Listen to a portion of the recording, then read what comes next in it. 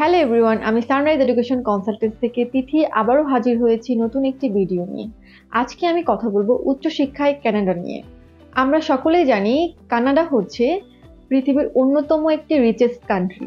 এখানে রয়েছে 100-এরও বেশি ওয়ার্ল্ড র্যাঙ্কিং ইউনিভার্সিটি এবং ইনস্টিটিউশন এবং রয়েছে 100-এরও বেশি programs for bachelor and masters, যেখানে আপনি আপনার পছন্দ অনুযায়ী সাবজেক্ট চুজ করে পড়াশোনা করার সুযোগ পাচ্ছেন। কানাডা কিন্তু অর্থনৈতিক দিক দিয়ে খুবই সমৃদ্ধশালী এবং কানাডাতে জীবনযাত্রার মানও খুবই উন্নত।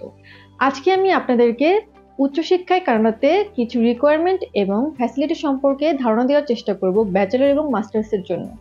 ইউএসএ, অস্ট্রেলিয়া থেকে তুলনামূলকভাবে কম খরচে পড়াশোনার সুযোগ রয়েছে কানাডাতে। এখানে আপনি পড়াশোনার পাশাপাশি পার্ট টাইম জবের অপরচুনিটি পাচ্ছেন।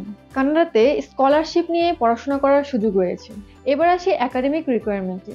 যারা ব্যাচেলর প্রোগ্রাম করতে চাচ্ছেন তাদের এসএসসি এবং এইচএসসি রেজাল্ট 4.50 উপরে লাগবে এবং মাস্টার্স প্রোগ্রামের জন্য সিজিপিএ লাগবে 3 পয়েন্টের উপরে অথবা 60% মার্কস।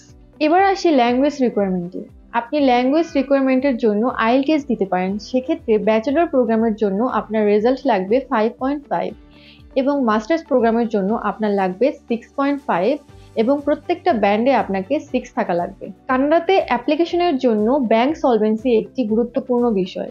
ব্যাংক সলভেন্সি অবশ্যই আপনাকে 35 থেকে 40 লাখ টাকা রাখতে হবে এবং এই ব্যাংক ম্যাচুরিটি কতদিনের হতে হবে সেটা কিন্তু আপনাকে আগে থেকেই জানতে হবে। যেহেতু কানাডা একটি পিসফুল কান্ট্রি এবং উন্নত কান্ট্রি, তো সবারই ইচ্ছা থাকে সেখানে সেটেল হওয়ার। সেক্ষেত্রে আপনাদের সবার মনে প্রশ্ন থাকতে পারে এখানে পিআর এর অপরচুনিটি আছে কিনা।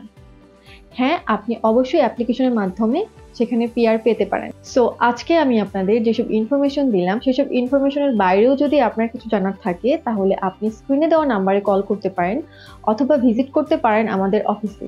এখানে আছি আমি এবং আমার সাথে আছে আরও দক্ষ কাউন্সিলরগণ। আজ এ পর্যন্তই, ভালো থাকবেন। দেখা হবে অন্য কোনো ভিডিওতে অন্য কোনো টপিক নিয়ে। সে পর্যন্ত আপনি কানেক্টেড থাকতে পারেন আমাদের ইউটিউব চ্যানেল এবং ফেসবুক পেজে। সেখানে স্টাডি অ্যাব্রোড নিয়ে অনেক তথ্য দেওয়া আছে। ধন্যবাদ।